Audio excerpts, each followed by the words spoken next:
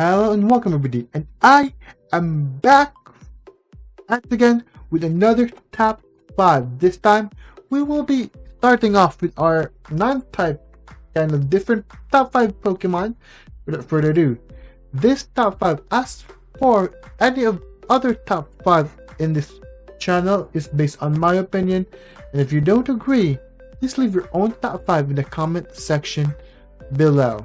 Without further ado, let's get this discussion going. And additionally, if you do enjoy my content, if you want to check out more stuff on my YouTube channel, please leave a like and subscribe. Without further ado, let's start with the video, shall we? Number 5. And by the way, this is going to be an additional giveaway. This is a new layout I'm trying out. This is going to be for my top 5 anime that I will eventually do in the near future. So yes, just let me guys know in the end of the video or in the comment section how you guys like this kind of layout. So number 5 would be Mudkip.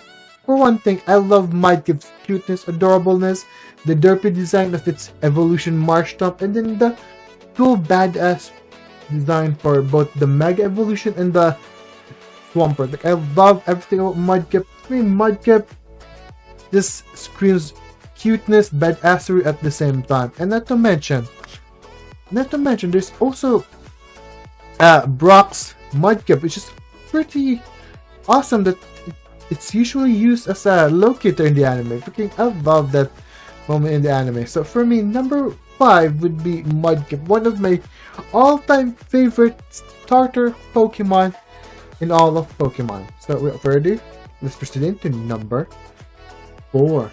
Number 4, I mean, I love crocodiles. Like, I freaking love freaking crocodiles in real life anyway. So, for me, it's no surprise that I would put Totodile in this. So just the badassery of a crocodile kind of Pokemon is just freaking amazing for me. So, yes, headway for that one. And then, one of my favorite, funnily enough, for me, second generation Pokemon games are not really a huge fan of, in terms of I didn't really get through Pokemon since 3rd gen, and then I played through 1st gen, then skipped through 2nd gen, so I never really get around to playing more.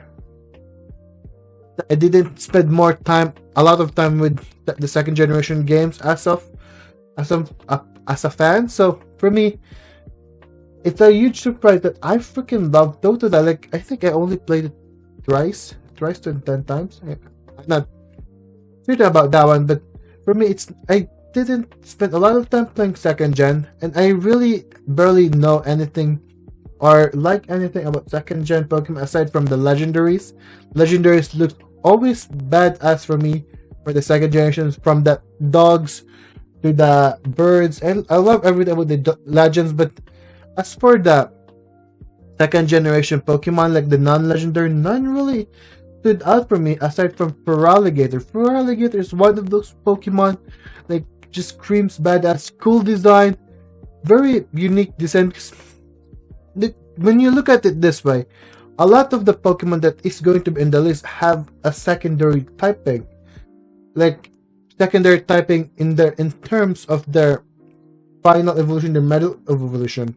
But 2nd generation starter for me doesn't stand out because, well, they don't have that secondary typing for their evolution. So for me, the thing that I'm looking for Totodile that I love so much is its design, and of course it's how prominent he is in the anime. Like, the cool dance that he does in the anime back when Ash was still traveling through Johto. Oh my goodness, that was just adorable for me. So with Totodile, in terms of anime design, how cute and how terrifying a crocodile Pokemon can be, just everything about that, it stands out because I was really a huge fan for me for 2nd gen. So just having Totodile stood out amongst the crowd in 2nd generation for me is just chef's kiss to me. So without further ado, number 4 is Totodile.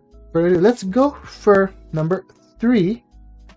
3 is of course Scorbunny. Like you guys know that I freaking love Scorbunny. The first time I saw Scorbunny in the Sword and Shield trailer, I mean, I immediately thought, oh, I don't care if this Pokemon evolves like none or bilateral or bipedally, but I just want to see him evolve, and it's a cute bunny design. Oh my god, I immediately fell in love with Scorbunny. So for me, you know me, I freaking love Cinders. I didn't even care if it's gonna evolve bipedally. Like, are you serious? I freaking love Scorbunny in general. So yes, number 3, it's enough for me to put number 3, and plus it's a recent game, so of course I'm gonna be picking something in that game. So yes, without further ado, let's proceed to number 2. Like I said before, I played through 3rd generation games, and even when I played the first gen game, it was the remake, like the Leaf Green, Fire Red and Leaf Green games. And when I first played through the first gen remakes, oh my goodness, I fell in love with Squirtle. Like, I'm probably one of the guys who would definitely, when I was playing through the first gen and the remakes, that I would go for Squirtle. Squirtle is by far my favorite. Like, I don't like the fact that Charmander is overrated. Like, everyone loves their Charmander, but no one really picks Squirtle. Like, Squirtle is adorable. The anime adopted him really cutely. Is that a word? Adorably. Like the Squirtle squad. Oh, that was very iconic. And the evolution, the blaster. You would prefer a dragon-looking Pokemon. It's not that even a dragon, that a turtle with a huge ass cannon in his back. Seriously, I freaking love Squirtle and its evolutionary line. So yes, without further ado, number 2, just enough to put in my number 2 spot is Squirtle. Like, I was one of those Team Squirtle kind of guy. So yes, number 2 for my top 5 starter base form is Squirtle. Without further ado, let's proceed to number 1. This is obvious, man. Come on. If you know my username, this is quite obvious. I mean, I'm a 4th gen simp, right? I'm a simp to a simp. I love the 4th gen game, and I'm Infinite King, of course. It's quite obvious. I mean, Chimchar alone, for me, Chimchar, I started playing Pokemon through the Deluge RPG, and my very first starter in that game was Chimchar. Like, I just love the idea of a monkey Pokemon. Like, dude, I couldn't wait till I got my hands on the Diamond and Pearl or the Platinum games, just so I can play and use Chimchar in the actual games. Like, I freaking love this Pokemon, my dude. Like, just like everyone would, I think even in my top 5, it's few spoilers for my base and middle, or the middle of final evolution. Even in there, it's kind of high ranking. Monferno and Inferno is high ranking. So for me, Chimchar is just adorable. It's just cute, and it provides me with, well, Son Goku. Like, you guys know that Son Goku, the Dragon Ball character, is based on the Journey to the West mythology, or Sun Wukong. If you might think Sun Wukong, it reminds me of the Dragon Ball, which, again, this probably I may have to certain.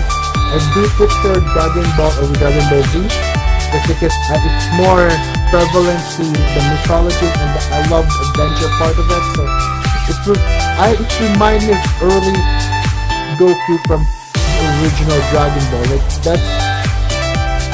that's freaking Monferno and Chimchar's evolutionary line. Like, it reminds me of San Wukong in general, maybe. So, really, I love how adorable the monkey evolution is. I love how badass freaking Chimchar's evolution line.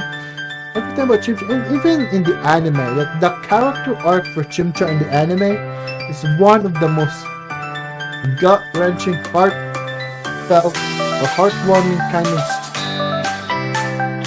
character arcs in the anime by far. And of course, Paul is one of my favorite anime rivals. As you may know, I love this absolutely jerky kind of anime rival, like the rivalry. I love how your rival looks down on you, and then at the end of the day, you essentially show him off that you have something better than that. So I love this kind of rivals. So for me, Paul and Ash's rivalry, Chimchar's character arc is one of by far the reason why I love the Diamond and Pearl anime in Pokemon. So without further ado, number 1 would be Chimchar. Everything about Chimchar is just cool. Wait, so like just cool and amazing. So let's wrap this top 5 off.